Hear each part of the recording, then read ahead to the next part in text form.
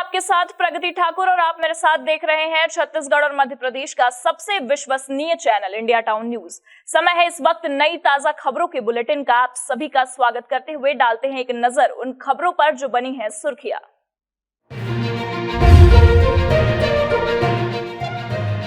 शिवराज ने गुरुद्वारे में टेका मत्था, प्रदेश वासियों को दी प्रकाश पर्व की बधाई। गुरु नानक द्वारा दिखाए पथ पर चलने का किया आह्वान, साथ परिवार भी रहा मौजूद।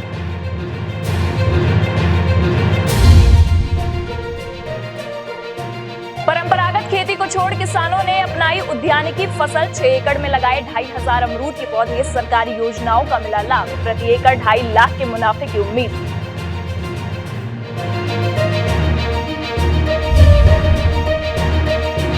आखिर दर्ज हुई भोपाल के प्रियंका ज्वेलर्स पर एफआईआर। 63 शिकायतों के बाद एक फरेबी गिरफ्तार, दूसरा भाई फरार। लोगों को असली की जगह थमाए थे नकली गहने, पैसे भी डकारे, फिर बंद कर दी थी दुकान। और अब खबरें विस्तार से। सीएम शिवराज सिंह चौहान पत्नी साधना सिंह के साथ सिख धर्म के संस्थापक व महान संत गुरु नानक देव के प्रकाश पर्व पर नर्मदापुरम पहुंचे, जहां उन्होंने ओबेदुल्लागंज के उमरिया स्थित गुरु हरगोविंद साहिब गुरुद्वारा में परिवार समेत मत्था टेका और सिख समुदाय के लोगों को शुभकामनाएं दी। हर साल कार्तिक मास की पूर्णिमा तिथि के दिन गुरु नानक जयंती मनाई जाती है। ऐसे में आज संपूर्ण विश्व को एकता, शांति एवं सद्भाव का संदेश देने वाले सिख पंथ के संस्थापक महान संत श्री गुरु नानक देव की जयंती पर मध्य प्रदेश के मुख्यमंत्री शिवराज सिंह चौहान ने उन्हें कोटि कोटि नमन किया है। सीएम ने गुरु नानक जयंती पर प्रदेश के नागरिकों को बधाई दी है। सीएम शिवराज ने कहा, गुरु नानक देव की जयंती पर उनके चरणों में बारंबार प्रणाम। गुरु नानक देव जी ने भेदभाव, जात पात, धर्म से ऊपर उठकर पूरी दुनिया को शाश्वत शांति पथ दिखाया। उन्हीं के दिखाए मार्ग पर चलकर ही हम दुनिया का कल्याण कर सकते हैं। गुरु नानक देव जी की जयंती, उनके चरणों में बारंबार प्रणाम। उन्होंने जात पात, भेदभाव सबसे ऊपर उठ के पूरी दुनिया को शाश्वत शांति के पथ का दिग्दर्शन कराया और उन्हीं के बताए हुए रास्ते पर चलकर हम दुनिया का कल्याण कर सकते हैं। इंडिया टाउन न्यूज के लिए भोपाल से फरहान खान की रिपोर्ट।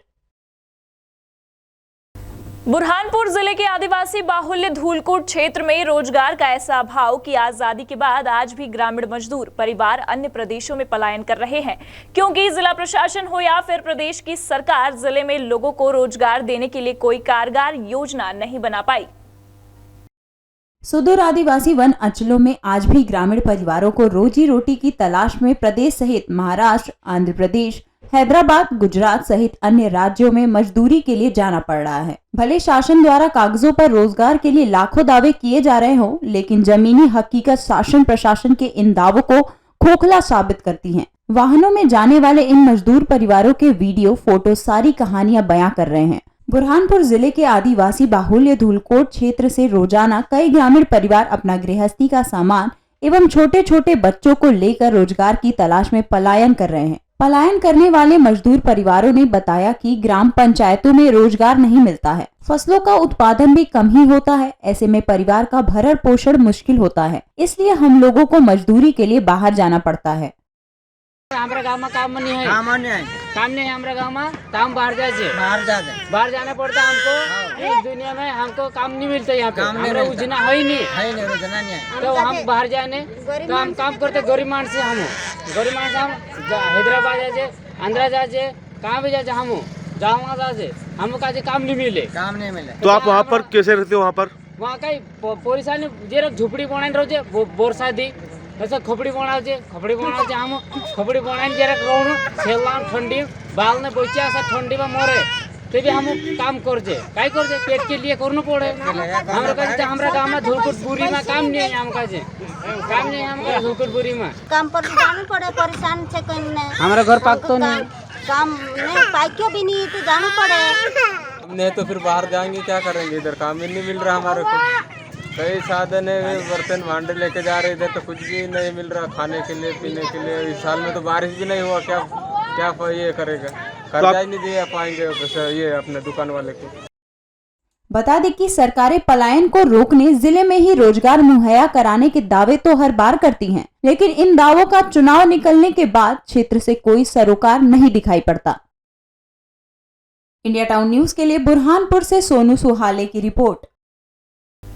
बलरामपुर जिले में किसान परंपरागत खेती को छोड़कर अब उद्यानिकी फसलों की ओर रुझान कर रहे हैं। बलरामपुर जिले में नेशनल हॉर्टिकल्चर बोर्ड के द्वारा प्रोत्साहन मिलने पर अपनी परंपरागत खेती धान गेहूं को छोड़कर एक किसान ने 6 से 7 एकड़ में अमरूद का पौधारोपण किया है। वहीं यह पौधारोपण एवं तकनीकी सलाह रुद्रा नर्सरी के द्वारा उपलब्ध कराई गई है।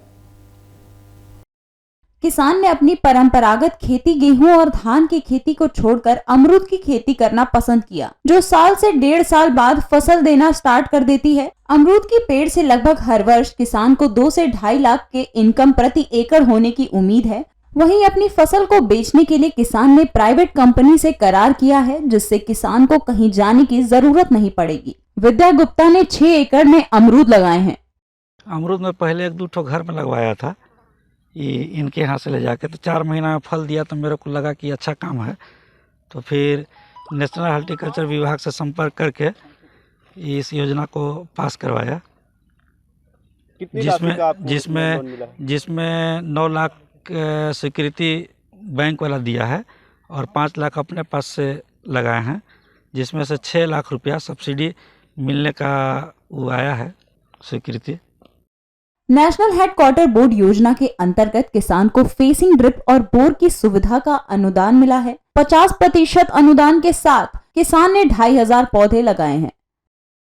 योजना नेशनल हॉर्टिकल्चर बोर्ड योजना के अंतर्गत मिला है किसान को, और इसमें इस योजना के तहत में घेरावा फेंसिंग है, ड्रिप है, बोर है, सुविधा, ये सब सुविधाएं जो है मिली हैं। इसमें अनुदान मिला है इनको, 50% अनुदान है इसमें।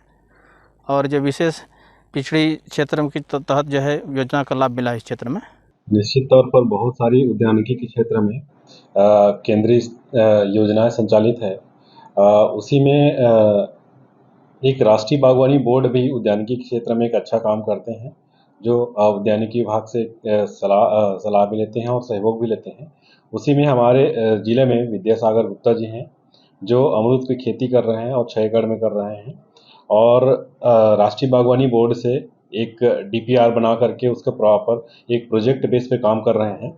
निश्चित तौर पे उनको एक अच्छा लाभ मिलेगा उद्यानिकी के क्षेत्र में।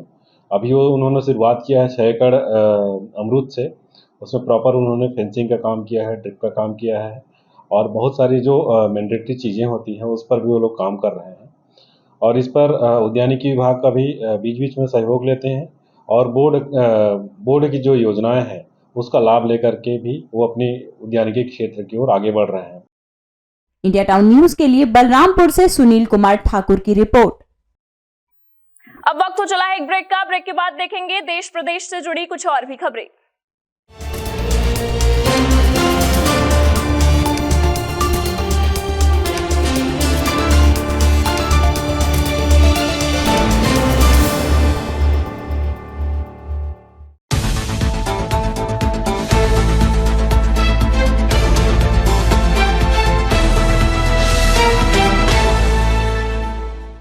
ब्रेक के बाद आपका स्वागत है। भोपाल में करोड़ों की ठगी के मामले में प्रियंका ज्वेलर्स के मालिक भाइयों में से आरोपी छोटे भाई अंकित उर्फ राहुल को पुलिस ने गिरफ्तार कर लिया है।